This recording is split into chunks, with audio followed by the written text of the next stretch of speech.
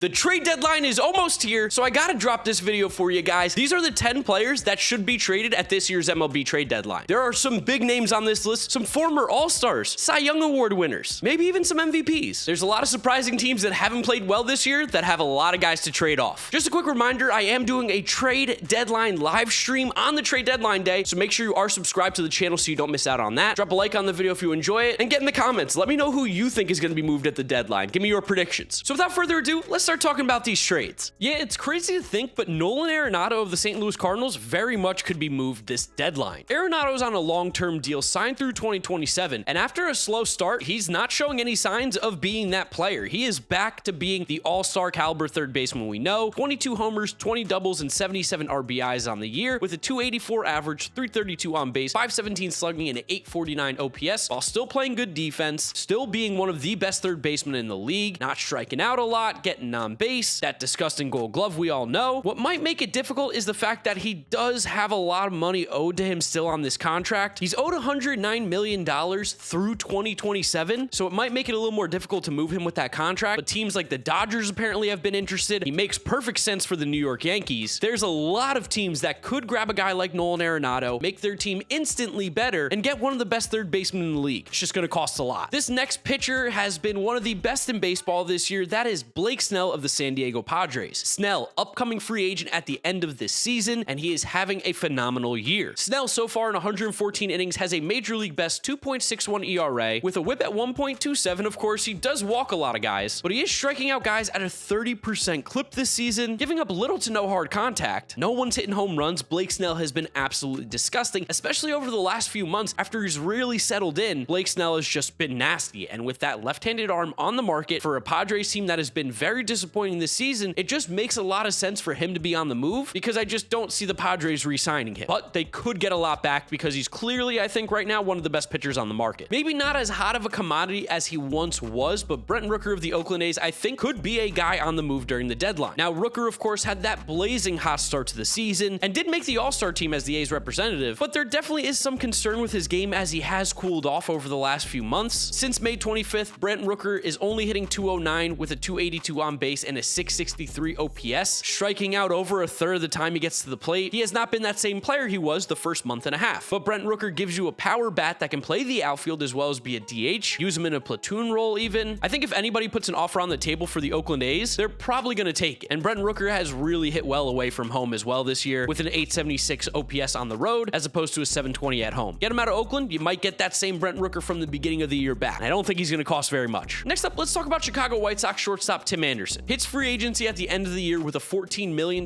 team option, which is relatively cheap if he can find that old school Tim Anderson style that he used to have, because this year he has been a shell of himself. Through 80 games, he has not hit a home run this season, only 12 extra base hits with 18 RBIs, hitting a career worst 239 with a 282 on base, 279 slugging, and a 561 OPS. I'm not going to pretend like Tim Anderson has been great this year, but surely he is not this bad of a player. And over the last 2 weeks, Tim Anderson has been playing a lot better. Granted, still no power, but he's hitting 327 with a 400 on base since July 14th. So there's a world where Tim Anderson can go to a team in a winning environment and make an impact, because he's just simply too good to be this bad, and the White Sox are definitely sellers. Speaking of sellers, the New York Mets. It's weird, but they're going to be making moves, and I think Tommy Pham is definitely one of those guys that's going to be traded. Tommy Pham has had a fantastic year with the Mets this season, hitting 265 with a 347 on base, 460 slugging, and an 808 OPS, 9 homers, 15 doubles, 35 RBIs, even stealing 11 bases. And with an expiring contract on a team that's seemingly going nowhere, it feels like Tommy Pham has to be on the move, and there are a lot of teams that could use another outfielder, especially of Tommy Pham's quality, specifically a team like the Texas Rangers or even the New York Yankees. So while Tommy Pham has been great for the Mets this year, and I've enjoyed having him in Queens, just seems like there's no way the Mets don't move him at the deadline. No reason to really keep him. After a blazing hot start, the Pittsburgh Pirates have cooled off, and I do think that they're going to listen to offers for relief pitcher and one of the best closers in the game right now, David Bednar. While Bednar has a ton of control, and there really is no reason to move him right now, we do know how volatile relievers can be. And for a guy who has control through the 2026 season, the Pirates might be able to get a huge haul back for David Bednar. We just saw the Mets get a very good prospect for David Robertson, who's 38 years old and a rental. If the Pirates can move Bednar, you're looking at a lot of prospects coming back to a team that is still rebuilding, but getting it closer and closer to competing. And as good as Bednar is, he is replaceable. Closers are replaceable. So if you're the Pirates and you get something good for Bednar, I just don't see how you don't move him. That 1.35 ERA, a whip at 1, rocking a 30% K rate and a 7% walk rate, that is going to be enticing to a lot of teams. Sticking with the pitcher theme here, Detroit Tigers left-handed pitcher Eduardo Rodriguez surely is going to be on the move. Erod has had a great season. The Tigers are going nowhere anytime soon, and he is owed a bit of money, so that might hurt his value a little bit. But truthfully, being owed $49 million over the next 3 years is super doable for a team that is going to be competing, which is exactly who Erod would be going to. And like I said, he is off to a great start this year after coming back from injury. We're looking at 88 innings, a 2.95 ERA with a whip at 1.03. He's got a FIP at 3.18, striking out 25% of the batters he's faced, walking only 6, so he's back to that prime Erod we used to see back in Boston, and we know he's a big game pitcher. Don't be surprised if the Tigers move Erod. They're gonna probably get a good chunk back. Another reliever who could get a ton on the market at the deadline is Josh Hader of the San Diego Padres, who is definitely the best reliever in baseball this season. Hader is so back. A 0.95 ERA in 38 innings this year, a whip under 1 at 0.947, striking out 38% of the batters he's facing, walking 13 is a lot, but that's the Josh Hader experience. He's absolutely disgusting. He's only given up 16 hits this year in the 38 innings he's pitched, and just like a lot of the guys on this video, he is a free agent at the end of the season. For the Padres, who are seemingly going nowhere right now, they could get a lot back for Josh Hader for a farm system that definitely needs some help. It feels weird for the Padres to be sellers considering how excited everybody was for them this year, but moving a guy like Hader or Snell, it just makes too much sense for a team that's probably not making any noise this year. Bringing it back to the offensive side of the baseball here, the Washington Nationals have to trade Jeimer Candelario. A great job by their front office signing him last year for only $5 million after the Tigers just cut him loose, and now they should be able to flip him and get some prospects back to help with their rebuild. Candelario has 16 homers, 29 doubles, and 52 RBIs on the season, hitting .254 with a .335 on base, .478 slugging, and an .813 OPS. It's making out to be one of the best seasons of his entire career, and he plays a position right now that a lot of people could use some help at. Not to mention, he's been great defensively at third this year. 93rd and outs above average. He hits the ball hard, he gets on base, doesn't strike out much. Jeimer Candelario is definitely a valuable asset for some team to acquire this deadline season. And then we gotta talk about the New York Mets. One more pitcher. Let's talk about Justin Verlander. While Verlander might not be that Cy Young level he was last season with the Astros, where he had a 1.75 ERA and a whip at .829, he has still been extremely effective this year for the Mets in 89 innings, a 3.24 ERA, a whip at 1.146. The K rate is down to 21%, which isn't great. He's walking a few more guys, but after coming back from the injury, we've been seeing him be so good this last month. And for a team that is not really competing right now as the New York Mets, which is so sad to say, you might be able to get a lot back for Verlander. The scary thing with him is that he has a ton of money left on the table. Verlander's owed $43 million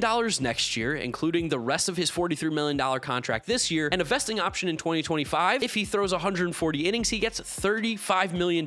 So that might make it a little bit tough to move Verlander, along with the fact that he has a no-trade clause. But if the right deal comes along, maybe back to Houston, maybe to another team, I think it's going to be hard for the Mets not to move him. I never imagined in a world where in 2023 the Mets would be considering trading Max Scherzer and Justin Verlander, but when you play bad baseball, there's kind of no reason to keep him. Both Verlander and Scherzer wanted to be with the Mets, wanted to win with the Mets, but it seems like that might not be the case this year. I fully expect them to trade him as well. So there they are, the 10-ish players that I think should be traded at the deadline this year. I'd love to know your guys' opinions down in the comment section below. Drop a like on the video if you did enjoy it, as well as subscribe to the channel so you don't miss out on the content, as well as you don't miss out on the trade deadline live stream. Follow me on all my social media at GiraffeNeckMarc. Links are in description, as well as you can see it on the screen. And that's where I'll wrap up today's video. You guys know the drill from here on out. YouTube recommends you watch this video. This is my most recent upload, so click through those if you have not yet seen them. Thank you guys for watching. Shout out to my boy Jackson. He's back editing the videos for a little bit, so you're gonna see some bangers coming at you. And I'll catch you guys tomorrow for another video, or maybe later today. I don't know. Trade deadline, crazy. Bye.